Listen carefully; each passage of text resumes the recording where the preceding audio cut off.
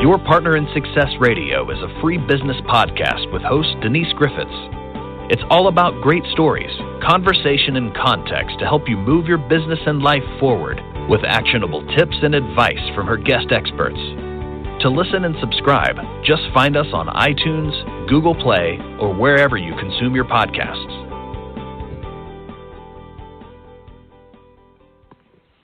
Welcome to Your Partner in Success Radio. I'm your host, Denise Griffiths, and today the question is, why do leaders and decision makers keep failing to address obvious dangers before they spiral out of control? My guest, Michele Wucker, coined the term gray rhino. Gray rhino, pay attention because that's important, to draw attention to the obvious risks that are neglected despite and indeed often because of their size and their likelihood. This metaphor has moved markets, shaped financial policies, and made headlines all around the world. Michele's most recent TED Talk has attracted more than 2 million views, and she is the author of 3 books, most recently the international bestseller, which is on my desk, The Gray Rhino, How to Recognize and Act on the Obvious Dangers That We Ignore. And China's leadership has actually used this book to frame and communicate its crackdown on financial risk.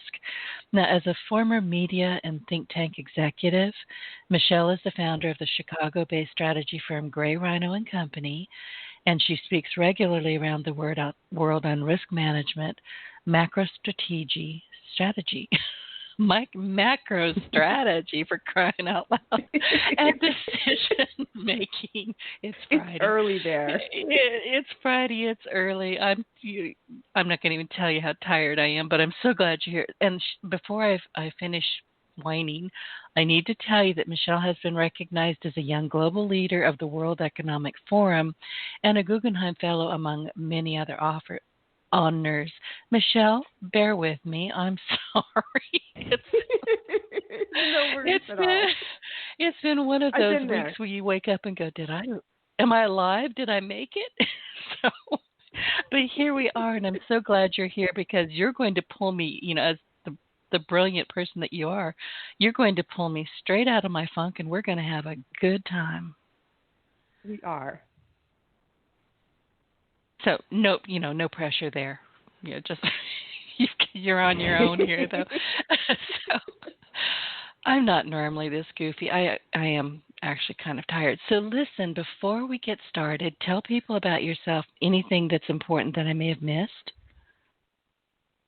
Sure. Well, I used to be what they call a policy wonk, and now I call myself a policy not so wonk because I'm really about talking about things in the ways that are relevant for everyone. I was a financial journalist and ran think tanks, and in 2013, I coined this term, the gray rhino, which came out of my work in finance, comparing the Argentinian and Greek debt crisis, which is way too geeky probably for most people.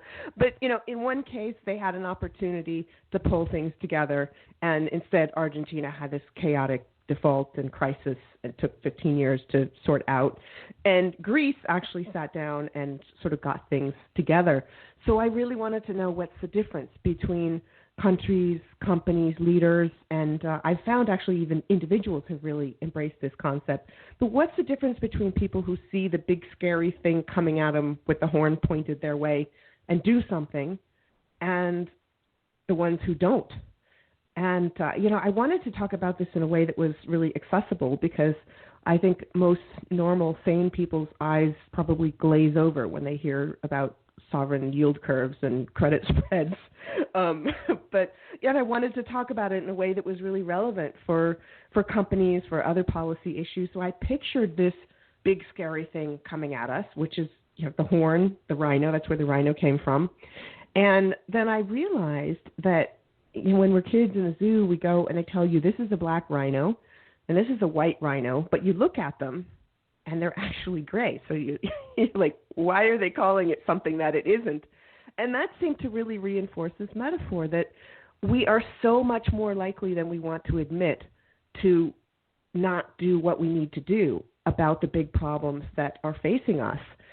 And we already have this metaphor, the elephant in the room, which is by definition nobody does anything or says anything. And it just kind of stands there in the room. It's very static. So I wanted something more challenging that's, this thing is coming at you, and it gives you a choice. And people are saying things. And some people who I really want to celebrate are doing things about these gray rhinos coming at us. But I really wanted to explore, why is it that some people do deal with it? Why don't people? And if we are among the people who aren't getting out of the way or are using the strength of the rhino to help us or others, then how can we get into the crowd of people who actually do something when they see the gray rhino? And see, that is brilliant. I mean, we all have the elephants. We do. I mean, they come from our childhood. They may have happened in the grocery store yesterday. We all see elephants, which is kind of scary because oftentimes we don't do a darn thing about them. We just go, yeah, I'm aware. I think, there's not much I can do about it. Sometimes that's the best thing to do, is just let it be. And other times you're kind of a coward. But the rhino is a completely different animal, and it's a completely different metaphor, which I actually really like it. I mean, it makes sense, and you're right. I've seen rhinos, and I'm like, they're gray. What are y'all talking about? They're gray. Look, you take a look at those things. Why are you lying to me? But yeah, I completely understand that. But once, I think listening to you, we would almost have to look at the individual gray rhinos, because we're all individual and we all make policies, whether they're our own or they're somebody else's. But it really does start with us as humans, doesn't it? And not just governments. It really does. Governments are people. So much. Yeah. And it's interesting. I wrote the book as someone with a background in policy and finance and business and strategy, running organizations, and so that's really how I wrote it. And I was so surprised on book tour. People always asked, how can I apply this to my personal life? I was doing a book talk in Shanghai, in China, and this super hip kid comes up to me, and he'd driven through these terrible, terrible storms to get there. I mean, it was my flight almost didn't make it because of the weather. It was terrible. And he hands me the book for an autograph, and he says, "You helped me so much with my life." I went, "Wow, there's all these crossovers that I hadn't thought of." And so I actually started exploring that, and that will come out. I'm doing a book next year that actually looks at gray rhinos starting from the personal point of view. Why do we respond the way we do? But also very much making the point that our personal relationships with these gray rhinos determine what happens at work. If we're leading an organization, our decisions often come from that personal gray rhino relationship. Or countries. I mean, you look at the way all of these different countries have dealt completely differently with the coronavirus pandemic. Some of them acting much faster. Oh, state to state. It's crazy in our own country. From town to state to like that. You can't keep track.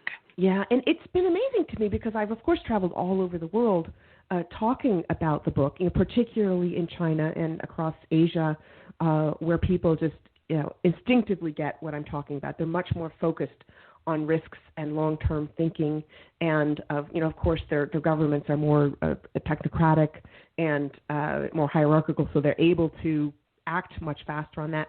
And in Europe, where the interest in climate and disaster risk reduction and risk management is so much more intense than it is here.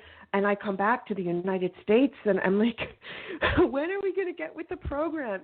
When you act quickly to keep a problem from happening, the cost of that becomes so much lower. And you look at all of these cities with problems, you look at across the country, all of the problems we keep talking about, and we say, oh, well, we don't have enough money to pay for this. And my thought is, the reason we don't have enough money to pay for it is because we wait till things get to a disaster to deal with it, and then it costs a zillion times more to fix the problem, and then we don't have money to get ahead of the problems the next time. So we need to rethink how we're going about things. And company, corporate scandals as well. I read about the GM ignition switch scandal. I mean, everybody knew about that little thing, the VW emission scandal, the Wells Fargo, fake accounts thing. All of these cases where people know there's a problem and they completely miscalculate the cost-benefit analysis and the actual risk, the likelihood of the worst-case scenario happening. And, if we were to actually pay attention to those gray rhinos, I mean, last time I looked, and this was a couple years ago, I think that the GM ignitions scandal was over $7 billion in cost for a 57-cent little piece. I mean, we would have so much more money to do the things that we wanted if we got ahead of these gray rhinos instead of letting them trample us. And don't we have something similar recently anyway with Boeing? I think it was Boeing where they knew that there was an issue with these jets and decided to just see what happened. And that's putting it mildly. I mean, that's pretty simplified, but they could have fixed that before they killed people. It's interesting. There are so many cases where companies hear warnings about things, or you look at the Challenger disaster, like they knew where there were problems with the O-rings and they hadn't quite figured it out. And people just they get the warnings and they don't pay attention. In the finance world, people will say, "Oh, there's weak signals." People just couldn't see it. And I'm like, no, the signals were there. You just didn't have your headphones turned on. Or like with the pandemic, there were actually a number of plans. In fact, recently, last year, there was a scenario planning exercise that the administration did, and it was like a rule book. Here's what we should do if a pandemic happens and we're not ready and we need to do more to get ready. And they didn't even look at the warnings were being sounded, but the people with the power to do something about them didn't listen. And it's not just Boeing. It happens all the time. And we really need a mindset shift, we need to hold leaders accountable when they see an obvious problem coming and don't deal with it. It's hard too, because humans are really bad at counterfactuals.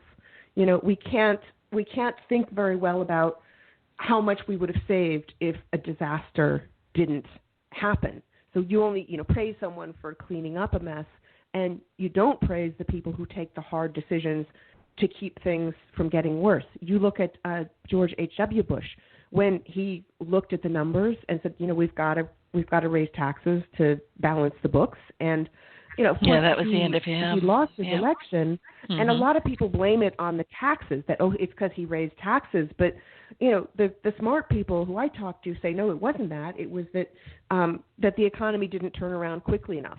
No matter what he did, he would have lost. And the fact that he made a hard decision actually prevented a lot of pain for other people down the road. And we need to celebrate people who make hard decisions. And, as voters, I think we need to be more understanding when policymakers say, hey, there's going to be a little bit of pain now, but it's going to save a lot of pain down the road.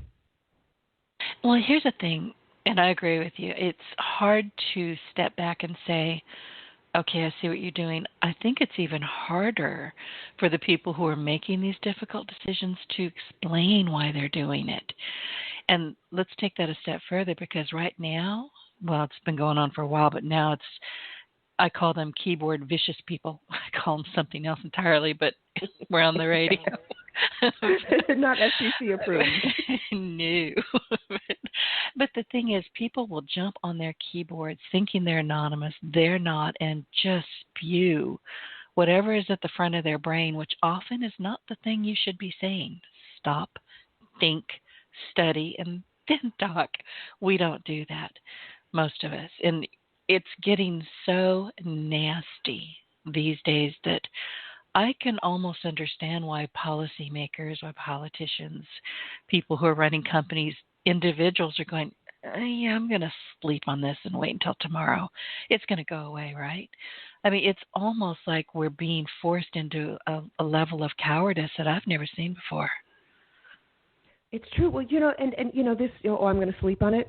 What if people did that with their emails or their tweets or those things? I mean, now that I do. They always tell you. Yeah, I do that. Classes, if you're mad, write the email. That's great, but then just put it in your draft box, sleep on it, and in the morning see if you still want to send it, or if you have someone, if you have a problem with sending inflammatory things, well, show it to someone who's not quite so inflammatory.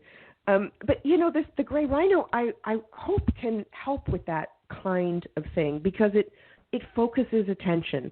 We humans, we like simple things, and animals are such a great tool for that. I mean, Aesop knew that with all of his fables.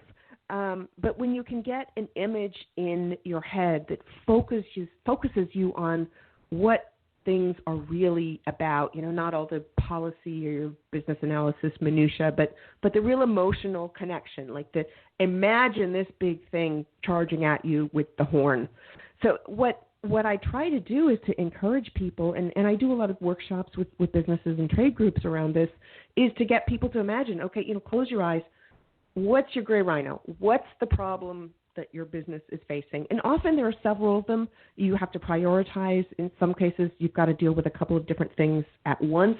But when you're able to say, hey, this is the gray rhino, that really focuses people's attention. And that's what China has done. In 2017, they had a front page editorial on the People's Daily saying we need to watch out for financial risks, gray rhinos, and they mentioned several of them, including the overheated real estate market and the dicey wealth managers who were saying, hey, here's something, less risk, more return, when that was, of course, nonsense. And so they came out and they said, these are the financial risk gray rhinos, and we're going to deal with them. So they signaled this is what we're trying to do, and stocks fell by 5% in a single day, the riskiest stocks. And then when over the following months they tightened mortgage standards, they kind of cracked down on some of these dicey peer-to-peer lending platforms, and were putting all these policies in place, people knew what they were doing and why. And so just that super simple process, going back to the basics, connecting with the emotion of the problems in front of you. What's the gray rhino, and what's its name tattooed on its horn? Is it for businesses? Is it digital disruption? Is it governance policies? Is it succession planning? Is it your competition? Is it that obnoxious employee who everybody hates and doesn't do their work but nobody wants to fire? What's the gray rhino? And then the other part is, what are you doing about it? And you can measure your steps and adjust. And I also have created a 5-stage framework that people can use, because there are different points in the evolution of a gray rhino, and where you are in this shapes the kind of strategies that you can take to get out of trouble. Is it that your boss is completely in denial, like they're not even seeing the problem? The second stage is muddling. Do they see the problem, but they have 462 reasons why they can't solve it? Then the diagnosing is the third stage, and that's shifting your mindset from why we can't do anything to what does it take to solve the problem. And some of that involves actually analyzing where all of your key stakeholders are in the process. Who believes this is a problem? Who's willing to do something about it? Where do you get the resources? Who can help you? What's your plan? The fourth stage is panic, but I like to encourage people to change that to urgency. How do you create the sense of urgency that we have to do something right now? In one of my workshops, this guy stood up when we were talking about panic. He says, what if panic is the first stage? I was going to ask you. Yeah, I'm numbering these and going, 4, that should be number 1. It's true, and it depends on your thinking. It depends on whether you've got this sort of, rhino tracker mentality, or whether you're just ready to get, trampled and ignore it. And the panic stage is so interesting because it's a double-edged sword. It's the time when people are most likely to do something. If they're running around screaming, we have to do something now, it's more likely something's going to happen. But if you haven't spotted it early enough to get a good plan in place and get some buy-in behind that, then the panic stage is also when you're much more likely to do exactly the wrong thing. And we see that so often in financial crisis, where you've got a boom and everybody's just, throwing money all over the place and borrowing and making really irresponsible decisions, pumping a bubble bigger and bigger and bigger. And that's really the time when you should be paying down debt, kind of pulling your belt a little bit, not letting things get too crazy. And, now you've got the money to invest in something long-term, maybe do that instead of, increasing your dividend or whatever. And then when things start going down, that's when people pull their belts in. And that, of course, makes the ride down the hill that much faster and stronger. So you get these pro-cyclical policies that are doing exactly the wrong thing at the wrong time. And panic is why people do pull their belts in at just the wrong time. And so that brings us to the final stage, which is action, hopefully it's action. That if there's no action, then that you just get trampled and forget it. But action usually starts with a few people. And what you want to do in a company is identify who the people are who are acting and how you can actually help them, how you can increase the number of people who are bought in and who are acting. But you also want to track what you're doing. I've seen so many cases where people look at a problem, they say, okay, I'm going to do this. I've done something, done. And it may or may not be the right thing. It might be effective or not. And because they think they've solved the problem, they don't check back in. And you need to make adjustments. If you need to make adjustments, you need to be tracking what you're doing and whether it's working and whether you need to change or not. And, just a quick comment on, if you do get trampled, there are some times when letting the trampling happening is the right thing to do. So many companies have a business model that's obsolete, a product that's obsolete, and Kodak is my biggest example of this in the book. They actually were the first people to develop the digital camera. And there was a decision made that, no, this is going to cannibalize our existing business. So they thought that this new technology was the gray rhino to their existing business, but the real gray rhino was their inability to see an opportunity and to follow it. Because the people who see the gray rhinos and think them through and deal with them properly are the people whose businesses are going to thrive. And that's such an important point that I feel a little bit guilty at this point about choosing the rhino as the metaphor because some of the headlines come out like, we're going to kill the gray rhinos. We're going to slay the gray rhinos. And I'm screaming, no, they're endangered. They're lovely creatures. Baby rhinos are so cute. Don't kill the rhinos.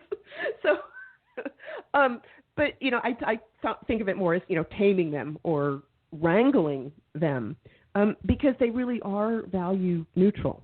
That if you can see the gray rhino, that's an incredible talent. It's an incredible gift.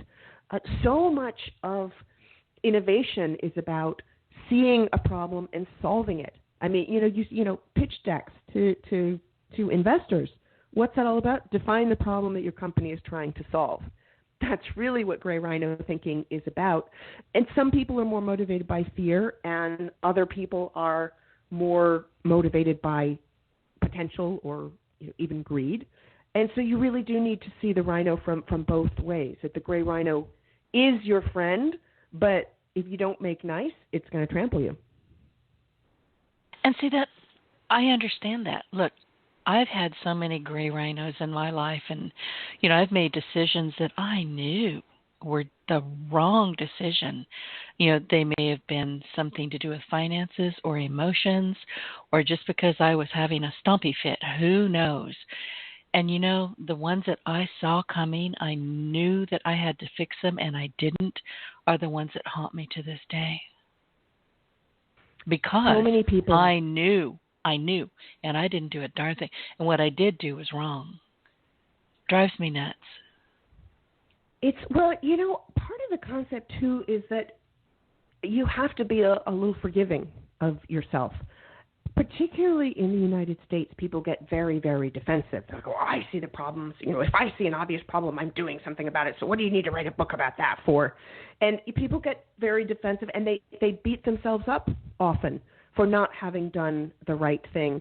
And my message is really that's human. Once you stop beating yourself up for it, and once you recognize that that's a vulnerability we all have, you can then turn to what you need to do to solve the problem. You can assemble the circle of people around you to help you get through it.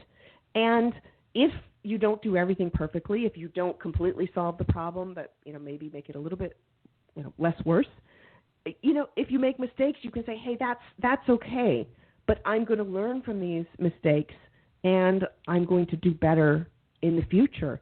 So, but you see all these talks, the wonderful work that Brené Brown does on vulnerability.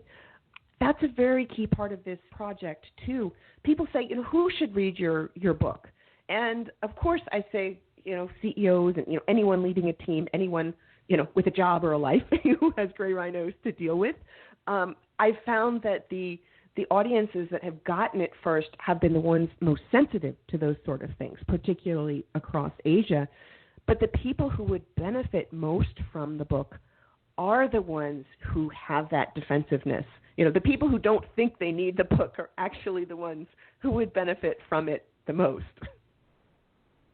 And I've been reading it. I have this stack of books. I love talking with people like you on my podcast every Friday because most of you send me your books, which I adore. I'm a voracious reader. I always want to self-improve. And I've been reading this book. I've got sticky notes all over it. But I'm not reading it from a business perspective, so to speak. I'm reading it going, I see me. Oh, geez, what do we do next? And honestly, Michele, I've had to put the book down and walk off and go stand under a tree and go, I need to breathe, because it makes me realize that some of the mistakes that I've made, and we all make mistakes, and you're right, we do need to be a lot more forgiving with ourselves. But it's almost sent me, kind of into a backwards dreamscape, if you will, where I can go back and revisit and go, that horn was poking you right in the forehead. What the heck were you thinking? But the beauty of it is, now that I'm aware of it, I've been aware of it, but I didn't know what to call it. Now that I'm far more aware of it and I'm reading this book, I'm like, oh, sneak up on me now. I dare you. So it's a great book. It's a terrific book. I recommend that you read it. Thank you. Well, the fun thing about sneaking them up is I went on safari as part of the reporting for the book, and of course, my accountant was totally fine with it. It really was legitimate research. I had to go see the rhinos in the wild, but I was actually surprised at how hard it is to see them, because they generally often are easiest to see at dawn and dusk, and they kind of hide behind the brush, and I never got that money photo shot that I was really, really hoping for. In fact, I didn't even see any close-up until the last night I was on safari. And so sometimes you have to make sure that you're looking. It's interesting. Some people, when they describe the concept, they embellish because it's different from everyone. I mean, the core of the concept is that it's obvious, it's highly probable, and it's highly likely, and it's high impact. It's big and important. And sometimes they are off on the hill somewhere. Sometimes they are behind the bushes. Sometimes you do need to look a little bit harder. And ideally, you identify it before it's in the middle of the road, right in front of you, pawing the ground and snorting and getting ready to charge. Exactly. But you have to know that you're looking, I think, is the big point. If you don't know that you're looking for something and you don't have even a clue what you're looking for, it is going to, step foot on your Volkswagen Beetle and crush it. Yeah. And, a good way to look and find it is look at the people around you. There's so many times when people say, oh, my friends were all trying to tell me and I just didn't want to listen. And I always think about the chatty best friend in the rom-com. Joan Cusack is the one who has come to my mind for a long time, but I realize that may date me a little bit. So I often talk about also, Awkwafina in Crazy Rich Asians. She's like, you can't wear that dress. And, saying all the things that you don't want to hear. So part of your strategy should be to have people around you who can help you. Just like when I went on safari, we had a tracker and we had a driver. I was there with a bunch of tourists who saw 20 elephants that I couldn't see until they taught me how to see. And you'd think it would be easy to see 20 elephants, but it's actually not. You would think. I know. I mean, they're massive animals. How can you miss them? But that's they were kind of far away, and it was dusk, and they were gray, and nature camouflages them. But you need your Gray Rhino Safari team to help you out. Exactly. And these days, particularly with how divisive politics are getting, and I hate to see that. I'm willing to listen to almost all points of view. There are one or two I'm like, no, that's just nasty, and I'm not going down that road with you, and I'm not going to say what they are. But I'm finding, or I'm noticing, I don't know that this is true, this is just an observation, but it seems to me that with people getting so head up on everything, just being so defensive and so upset, that people are basically placing themselves in an echo chamber. Agree with me or don't. You don't agree with me, I'm not talking to you anymore. And I think that's a huge, huge problem, and I think that creates massive gray rhinos. It is, and in fact, it's one of the things that I call a meta gray rhino. I've got a big taxonomy of all the different kinds of gray rhinos, and the kind that it is really shapes how you respond. Is it it's something that recurs over time? Is it something where there's a clear solution, or is it there a Gordian knot where I used to think of Syria as this kind of thing where there was no clear and easy solution to it. Is it an inconvenient truth? Is it like, climate change where people have what's called solution aversion? They know what the problem is, but they really don't like what they'd have to do to solve it. But so meta rhinos are these sort of structural or emotional or mindset problems that get in the way of solving the other problems. So, a big one for me in companies is governance. Do you have a board full of people who all look and think exactly the same way and went to the same school and are the same profession and think alike? Well, what's the point of having 10 people who think the same way? You can just have one person for that. What's your decision-making process? How does it work?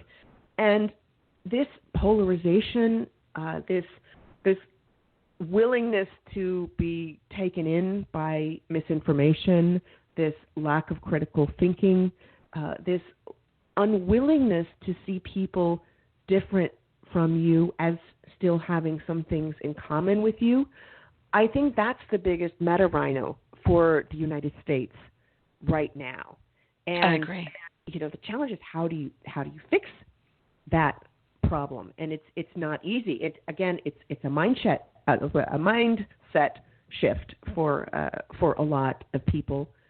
And one of the responses to that I get is taking the approach of finding some of the gray rhinos, a couple different gray rhinos that perhaps have similar solutions. Or if you can identify someone has a problem that has the same solution as your problem, then maybe you can work together, even though they might not think your problem is a problem. And climate change is one of those things. A lot of studies have come out about the pandemic that people who live in polluted areas have much poorer chances in face of the virus, the respiratory that makes common sense. Issues. Right. So, and of course, pollution and greenhouse gas emissions are not exactly the same thing, but there's a big overlap, and some of the solutions to those are similar. And I developed asthma after 9/11. And the last couple of years, that's been getting worse and worse because of climate change, because it's extended growing seasons, it's changed sort of, plant biology. I just know that the ragweed season has started really early this year. And, the one good thing about the pandemic is I can walk around with a mask for the ragweed and people not think I'm a weirdo because everybody else is wearing masks, even if I weren't wearing one because of the virus. And so that climate change also taps into those respiratory issues. So what if you get all the asthma sufferers in the world, and then, all the people whose insurance bills go up because, health insurance is pooling our risks, and if some of the people in the group are suffering more problems, then everybody's premium goes up. What if we all get together and, by looking at some of the root causes of pollution, which we're helping with asthma, we're also helping with greenhouse gas emissions and climate change. They all work together. So some of the solution to this polarization, I think, is really some empathy. Listening to what other people think their problems are, and see if there's something that you can work on together. I saw a very interesting news story a few days ago from one of the rating agencies. I think it was Moody's, but my memory might be off. Basically saying that racism in the United States was actually bad for the economy and could actually, hurt the country's credit ratings, which costs a lot of people a lot of money. So, that's another dual solution approach to racism, which is another big structural issue that has a lot of meta gray rhino properties to it too. So once you start thinking of problems in terms of who your potential fellow stakeholders are, your strange bedfellows, you can get closer to coming up with a solution for it. And so that listening, not just paying attention to what your friends are telling you, paying attention to things in front of you, but really paying attention to what the people around you care about is a big part of gray rhino thinking. And that does make a lot of sense. I mean, it is, and I mentioned this earlier, it's way too tempting and far too easy to just lock yourself into an echo chamber. And I'm seeing that a lot. I've been guilty of it myself.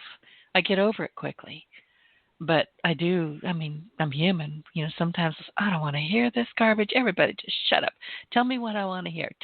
Tell me the same stuff I already believe. And then about 30 minutes into that, I'm like, what did you just learn here? Not a darn thing, because there were no new opinions or offerings or even little mini arguments. I didn't learn anything other than I've got this whole little tribe of people that thinks kind of the same way I do. Oh, goody. Did I learn anything? Yeah. No, I did not. Yeah, and the research shows, Catalyst has done some really good research on the impact of women on boards, and women is just one part of this whole, board diversity or, diversity in management teams question. But the research is very, very solid and extensive, showing that when you get diverse groups together, you get much better business results. And that might be, asking yourself, does my management team, does my board know how to listen to what my customers want? Are there people who've got an ear to the ground on government policy? Are there people who are working with our suppliers? Do they understand our suppliers' perspectives, our partners' perspectives, our employees' perspectives? And you look at the studies about millennials and Gen Z, and they also want more of that diversity in the places where they work. So it becomes partly, if you want to attract the human capital that you need, if you want to avoid employee turnover, then you need to be thinking about those sort of things.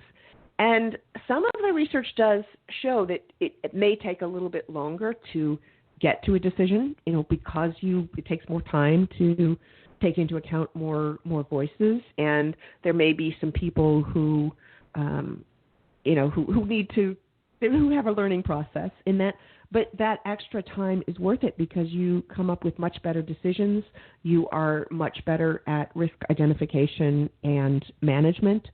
You are much better tapped into what your customers want. You've got a much better chance at not having big reputational risks.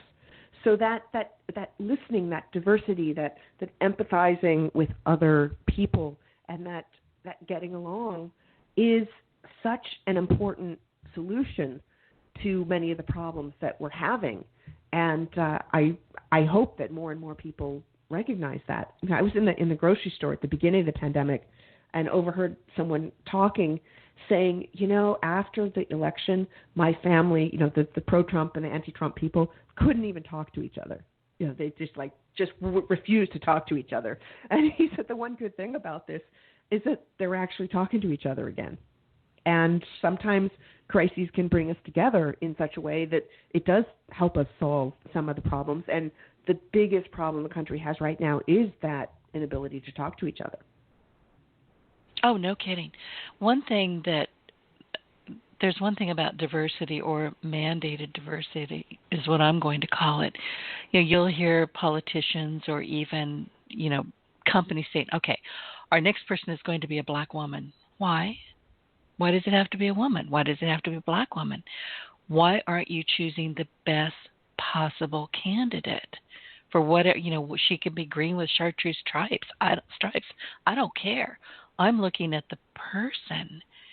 But so many people are just kind of nudging us. We have to have this kind of person and this, this gender or not gender, can't tell anymore. But I think that's wrong. I think you need to go down to who the person is, what they bring to the table, and not make it about color, gender, anything else. Diversity happens, I think, naturally when you welcome people into your life and into your company. Yeah, it's such an interesting point that I hear a lot. And the problem is so it's not me that just complaining because I don't get it. I do not get this mandatory diversity. A lot of people don't get it. But the issue is really that throughout most of the time, it actually has been about which person, but just in that the which person has to be only, a white guy who went to a certain school. Right. What's happening is that in many cases people, and this is completely, again, it's completely natural, it's completely human, but once we're aware of it, we can correct for it, is that people would just sort of automatically go to their own networks who, have been people who are just like them. And sure. They wouldn't and you see that a lot. They wouldn't be making the effort to look at groups where the much better candidate might actually be. And so, it's interesting. I've got a friend, Stephen Frost, who did work with the London Olympics and now consults on diversity and inclusion. And a lot of his work has really been about, making sure that people are broadening their search, that they're looking the right places. And I think that's so important because for so long, women, people of color, unexpected backgrounds, people who don't necessarily have the right degree, a lot of the best candidates have not been making it into the search pools because people didn't realize that they were only looking at a certain small group. So that's really what diversity is about. And, and the other part of it is we do have a lot of hidden biases. That there's research showing that, if a woman makes a bad decision in a job that's not quote unquote gender typical, she's actually punished much more for it than a man. Or that there are women in situations where when women are ambitious and highly competent, they get called, aggressive, bossy, blah, blah, blah, blah. When the same and the other word, the B word, is praised. Exactly. And I've been at the wrong end of that conversation many times, and it's not fun. So, the other part of it is being aware of the biases that we have that might keep us from getting the right people. So there's not actually a contradiction between this argument that we want to get the right person for the job and we need to think more about diversity, because by not thinking about diversity, we're probably overlooking the best person for the job. And see, when you place it, put it in that kind of context, I agree with you. But when I see somebody saying, oh, we've got to have this person, she has to be 6 feet tall and a transvestite. No, just give it a rest already. If you're having a show, then that probably is the candidate for the job. I look at some of these demands and I'm thinking, did your mama mash your soft spot too hard? What is wrong with you? And we're seeing more and more about. I get a little impatient with keyboard warriors. It's like, really? You said that out loud? Go to your room. I mean, seriously, take a break. It's true. But it's, the unspoken thing for so long is it has to be a white guy who went to a certain school. And literally, actually, Harvard, Yale. I get it. Yeah, I've been told, your title has to be executive director, not president, because you are a woman under 40 and you didn't go to Harvard. I actually have done executive education at Harvard, but literally.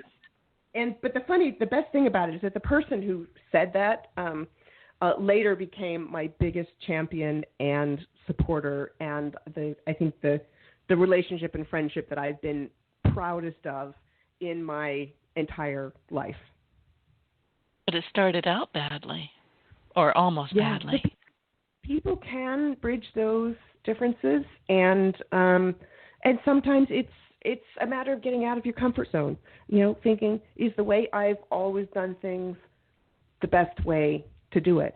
And you've probably heard this truism all the time. It's like if you want different results, you're not going to get there by doing the same thing you've already done. And it's so true. Wasn't it Einstein that said that? It was somebody very smart. I can't remember who. But sure. It's probably one of those things that's had like 1,000 memes where it's been attributed to so many different people. You don't even know who the right one is. It was probably my grandmother. She was very wise. but the thing is, these gray rhino, I'm thinking, and tell me what you think. I'm thinking that we need to probably take some maybe meditation time in the morning. I've got some things that I do in the morning that get me grounded, that get me moving. Gratitude is certainly one of them. And, I used to, just jump out of the bed, open my eyes, hit that floor running. The devil would say, oh, God, she's awake, without doing any work on myself before I hit the floor running.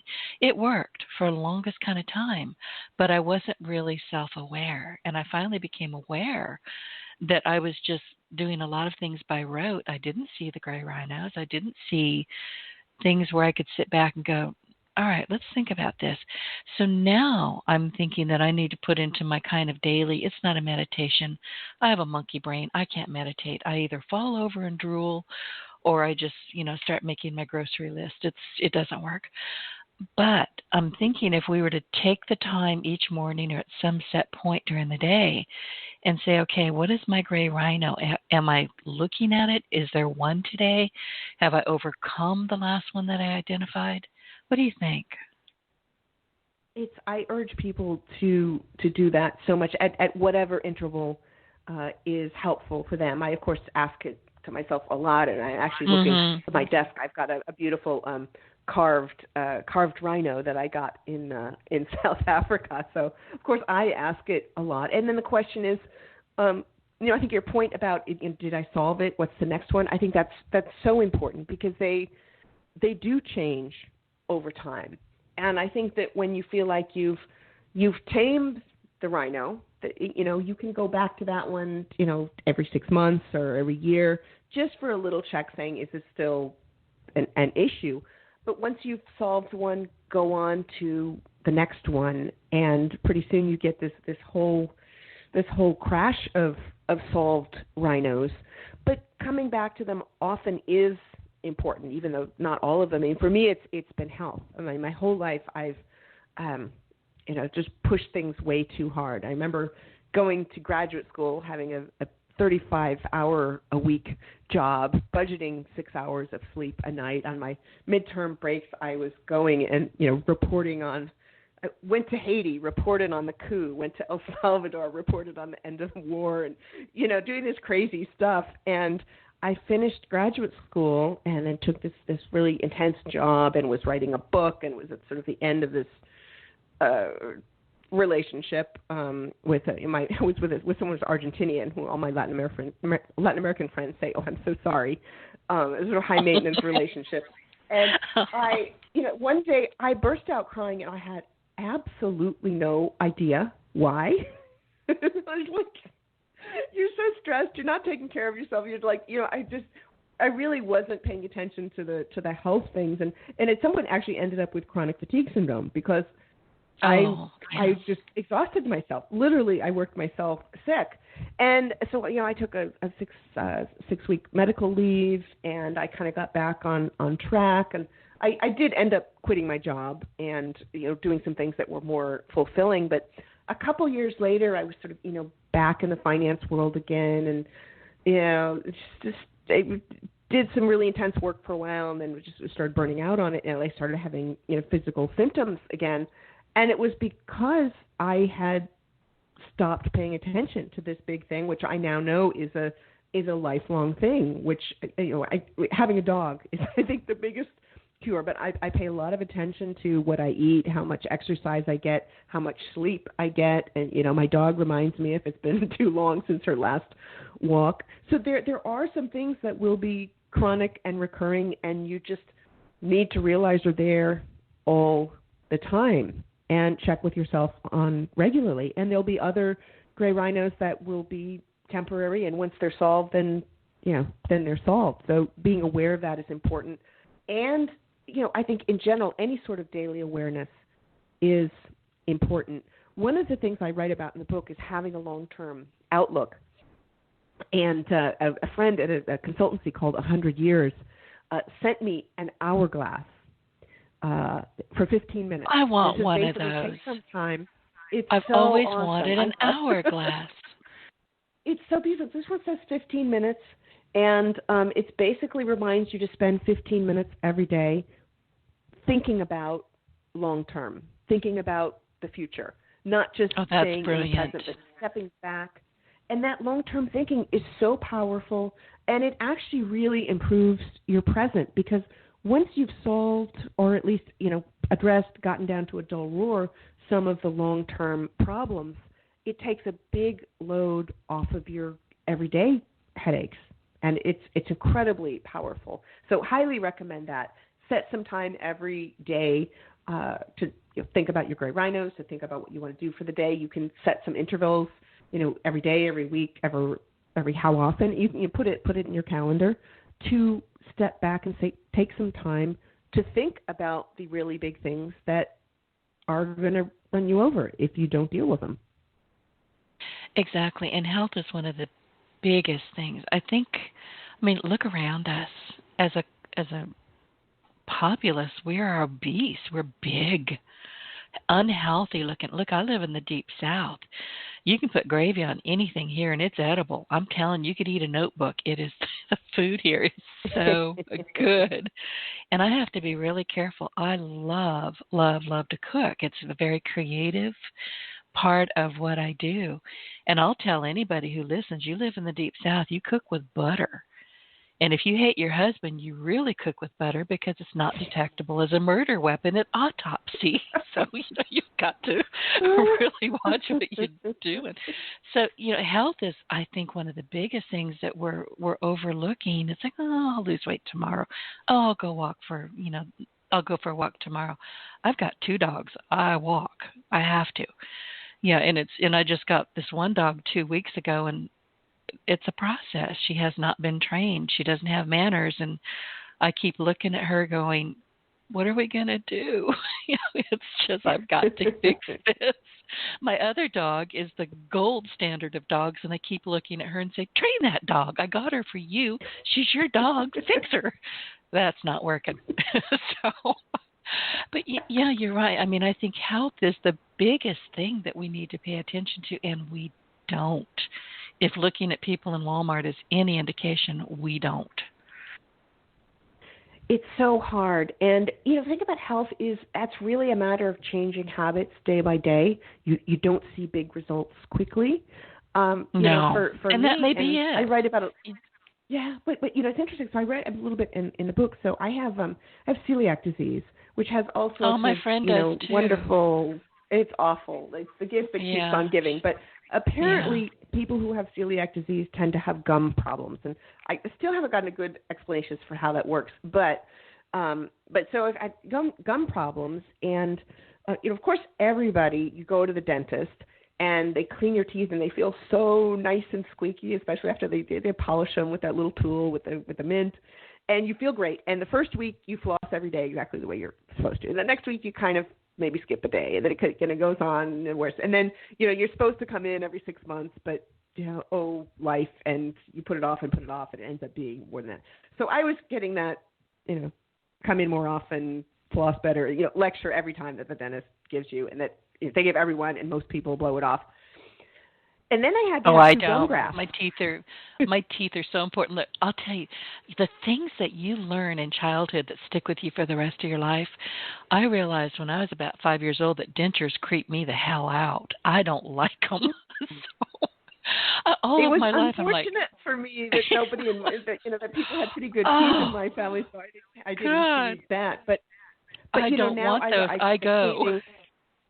I get them every 3 months. I make the appointment before I even leave the dentist. I have the gum stimulator and the interdental brushes and blah, blah, blah. But, it took, it was a chronic thing until it was an acute thing. And boy, did that change my behavior.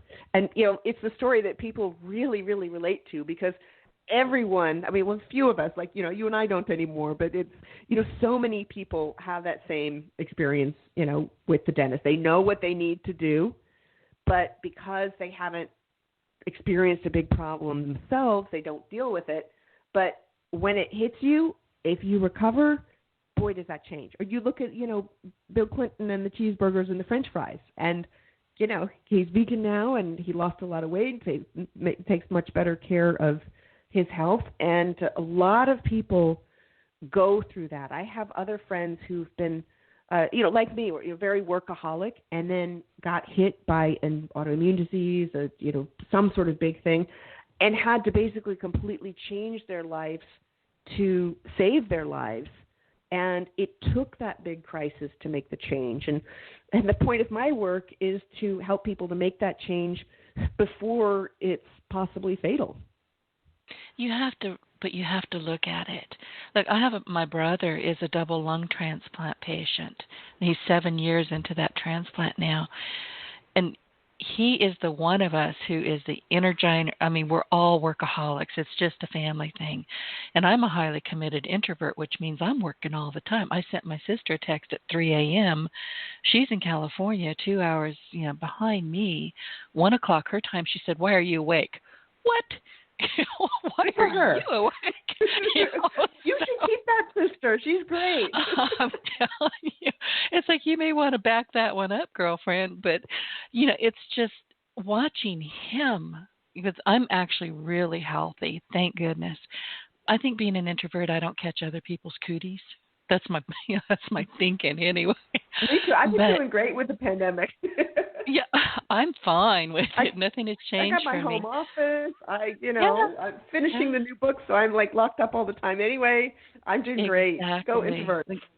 Yeah, this is just how I operate. So it didn't change. If anything, I've gotten busier because I found new opportunities. I went looking for new opportunities. How can I help more people? How can I be of more assistance? And I'm busy. I'm so busy now that I'm running around going, ooh, this is fun. Oh, geez, take a nap, but it's just the way it is. But what I found watching my brother go through this, and he literally he was going to die. He went to the hospital to die. He knew he wasn't going to live but another day at all. He was suffocating, and he got his lungs the next day. But it completely changed how he has to operate his life, and it's been difficult. Very, very difficult, because this is a go-getter guy.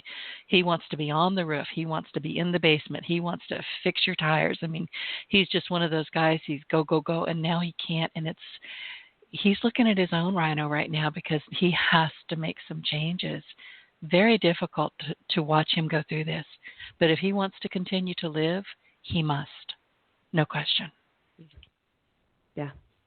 Health is such a big gray rhino. It's, for so many of that, health, finance, relationships, on the personal side, there are so many of them. And it's actually what I'm exploring in my new book, which doesn't come out until next April.